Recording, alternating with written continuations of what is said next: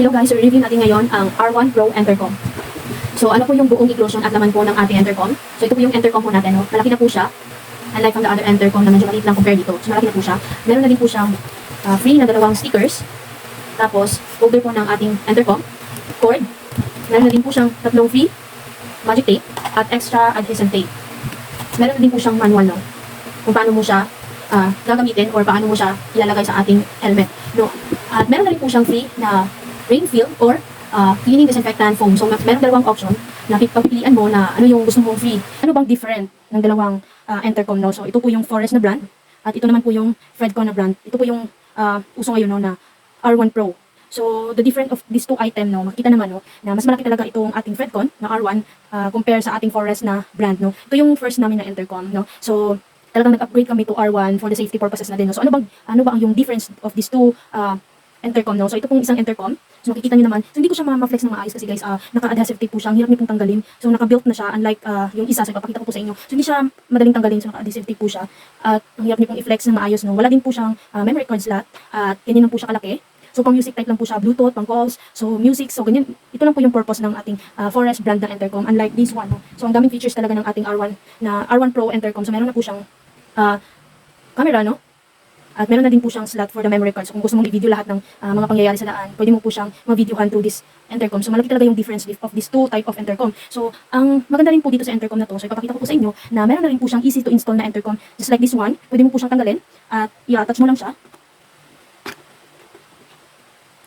So i-press mo lang siya pababa. Tapos ayan, install na siya, na-install na siya. So kung gusto mo naman siyang tanggalin, i-press mo lang yung ibaba. Ito. Next ko sa inyo. So i-press mo lang yung baba. Tapos, tatanggal na siya.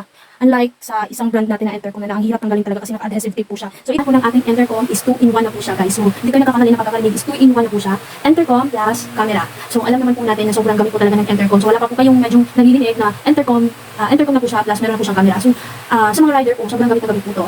So, pwede mo po siyang i-record through your cellphone at pwede nyo rin po siyang lagyan po ng mismo memory card ng ating Entercom, no? So, dito mo lang po siya ilalagay. Meron na po siyang lalagyanan po ng ating memory card, no? Yun lang po natin lalagay.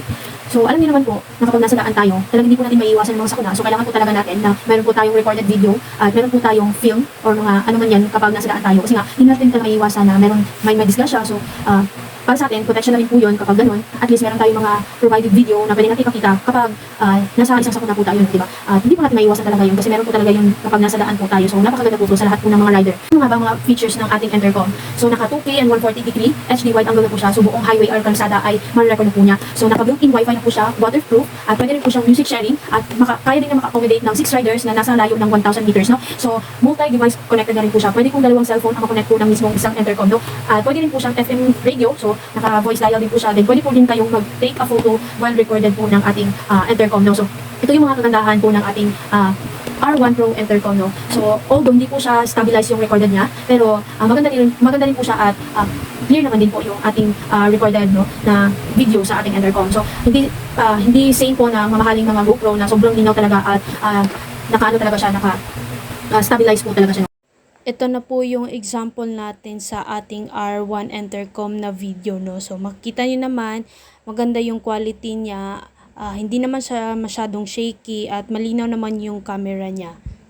Magkano nga ba ang ating R1 Pro Entercom? So, ang original price po niya is 5,500. So, kapag bumili po kayo sa itong mismo shop na to, itong BNC Moto, na meron po silang sale ngayon at nasa 5,100 na lang po siya. Pwede nyo rin po i-click yung yellow bag ko at makikita niyo po yung price at yung shipping fee po na kapag bumili po kayo. So, bye!